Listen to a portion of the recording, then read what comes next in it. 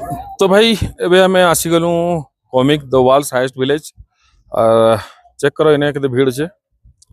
Just tourist और bikes पूरा भर्ती अच्छे।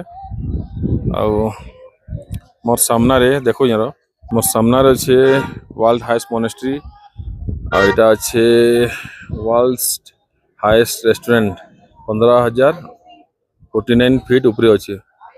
तो सामना रे बड़ा बड़ा पहाड़ पूरा भर्ती अच्छे। तार लेवल रे अच्छु, पवन भी जोर मारुजे। और फास्ट देखे गोटे देख शर्ट गधा जेन कहूली शर्ट हाइटेड गधा आमर इन बाछरी लेखा ने गधा माने इस हाइटेड गधा माने हिमाचल रे अछन। तो थोड़ा एक्सप्लोर करेंगे इधर, एक्सप्लोर करी खाना में बाहर में आके। तो अभी हम लोग जा रहे हैं यहाँ पे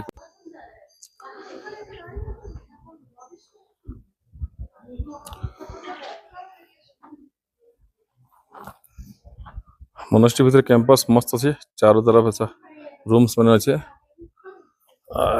भीतर छे मोनेस्ट्री जेने पूजा होउचे।